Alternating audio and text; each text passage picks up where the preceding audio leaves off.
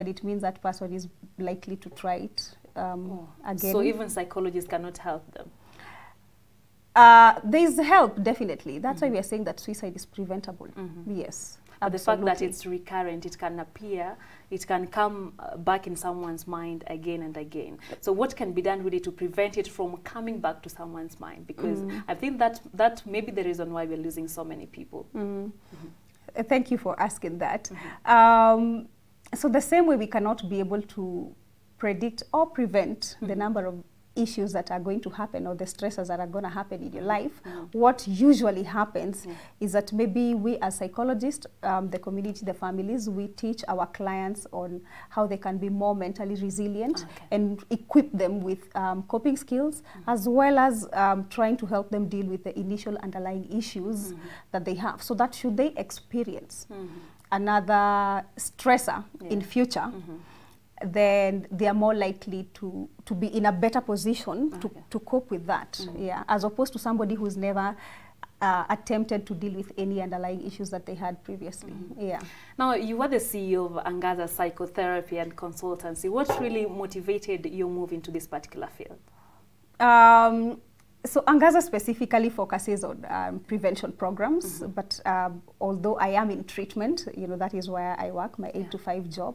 So my quest in the prevention programs is to specifically target families and the youth, because I feel strongly that this conversation in regards to mental health actually need to start at the family level. The family is the basic unit of the community. That's where we need to start having those conversations. What are we doing? How do I know that my child or my sibling is going through something? How do I deal with them? How do I draw them out? What are the signs and symptoms that this person could actually be facing another underlying issues, and how do I cope with it? So trying to normalize the conversation and equipping people with enough knowledge at that level, I believe will translate to less admissions, in future. Yes. Now, going by the World Health Organization report that most of the suicidal cases, those who are victims of suicide are men. How do you explain that? Why are men forming the majority of those people committing suicide?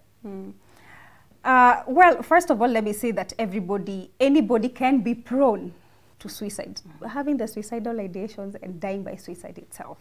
Actually, statistically, more women attempt suicide than men. However, more men actually are successful where death by suicide is concerned. And one of the reasons, maybe looking at both sides of the coin, is that women have a better support system. They talk about these things. They are more expressive emotionally.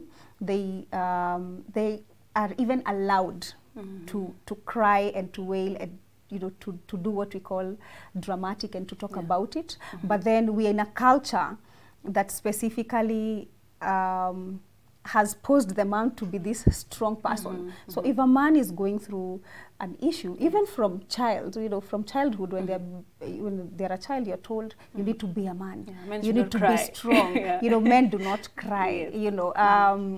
That's a sign of weakness. So then it means that they are in a space where they cannot be allowed to be as vulnerable as would like them to be.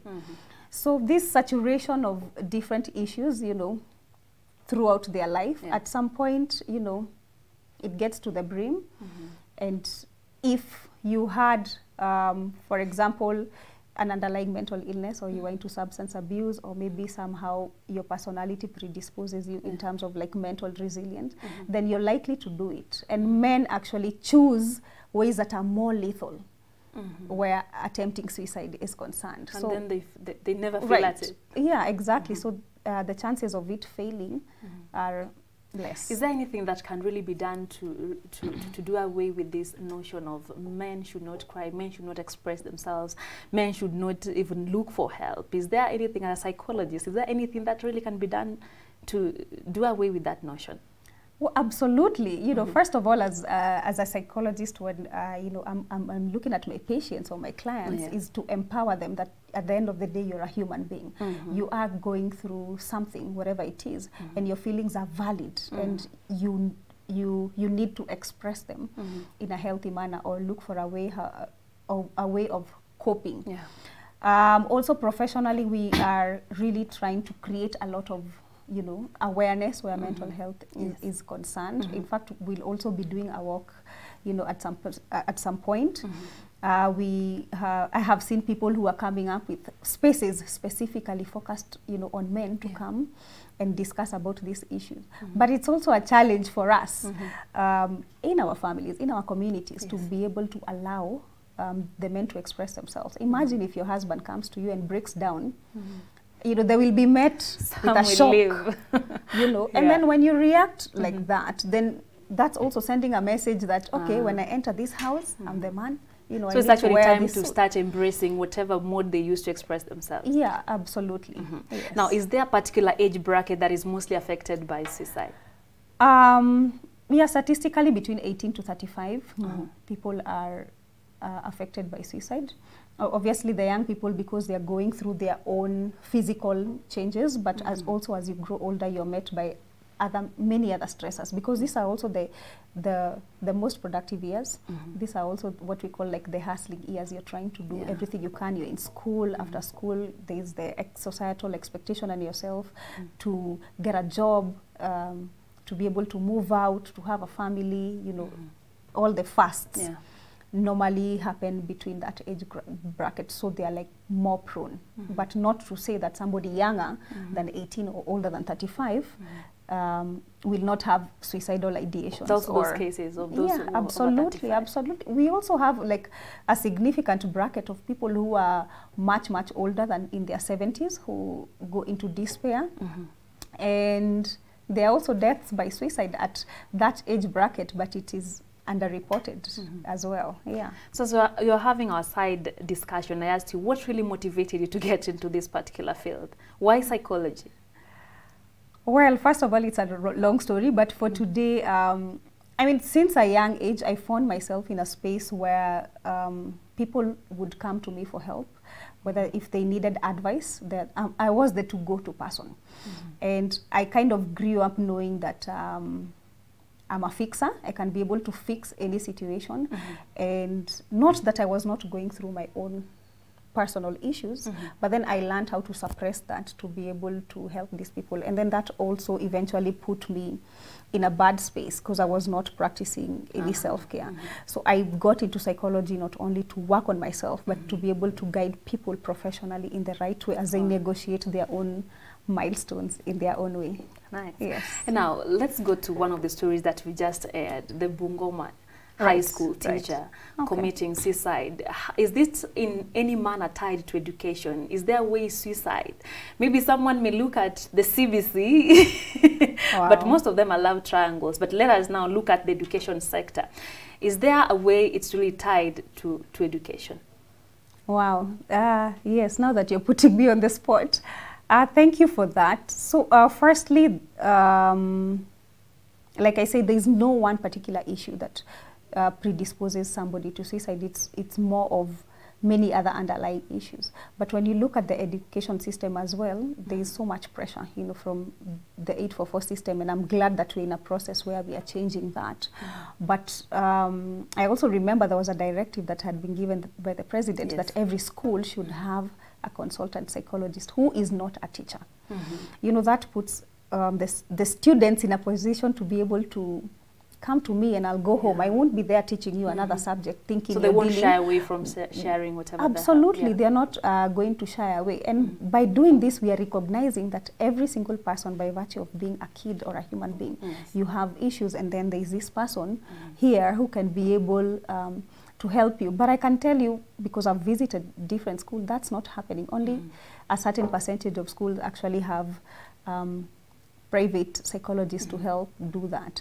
But not only a private psychologist. I feel that issues to do with mental health should actually be part of the curriculum. Really, like learning about the signs, the symptoms, learning about self-care, learning about healthy life skills and coping skills. These are things that need to be part of the system, so that as you grow older, you can know how to negotiate the things that you're coming across, you know, and even the teachers should go through their own training. How can you be able to identify that your student is maybe in a bad space, or they're going through something, and then at that point, what do I do next? How do I talk to my students? Do I have a space as a teacher to deal with my own underlying issues so that I don't come and project it to somebody who has nothing to do, you know, with the issue? So some of those things are lacking. And in my opinion, why they're lacking is because there's a lot that the government, you know, needs to do to mitigate, you know, especially cases of where mental health is concerned, mental illnesses, and even the suicide prevention is concerned. Thank you very much. Now, another question that is really of importance. Do you think we have lost our ability to solve our issues in our family, such that when something happens, someone resorts to suicide? Well, that's a good question. Where family is concerned, I feel that it's not that we've lost the ability to actually be able to deal with our own issues, but we are in a space where there's a lot of individualism that happens today. You know, if you look at some years back, for example, the child or an individual belonged to the community. So if we were having an issue in this home, so we share it. You know, we can share, we can meet, people come together to actually solve a problem. You know, today is every man for himself.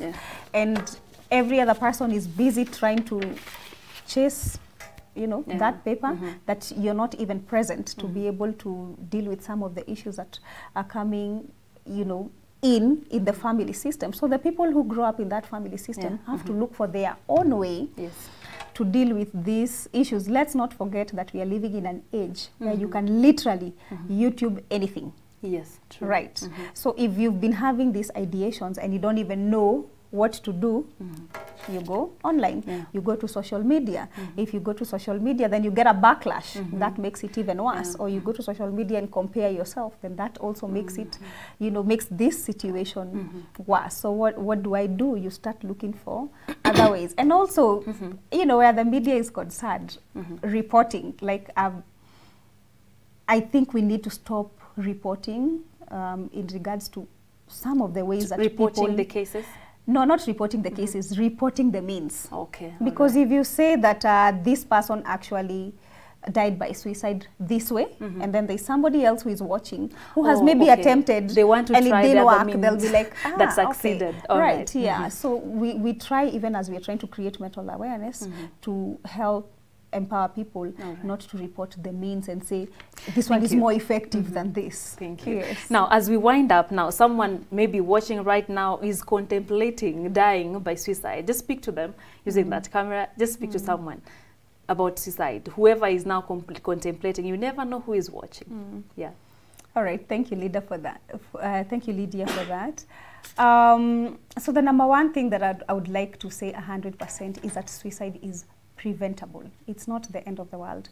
And suicide itself as a means does not solve any problem. It actually makes it worse eventually for the people who you're going to live back, and even for you as an individual, the things that you are likely to do, the purpose that you were put on this earth for. And if you're there and you're in a space where you're feeling that you're hopeless, that you feel like giving up, I just want to tell you that there is help. There is help by talking about these things. There is help where practitioners are concerned. You know, you can come to us, you can talk to your friends. You can actually be able to get out of this and go ahead and be a productive member of the community. Wow. Yes. Thank you very much. That is Gathoni Mbugwa, clinical psychologist. That has been her time. And of course, you've gotten to know the hows and the whys of the matter, suicide. Well, we're taking a very short break here at KUTV News at 9.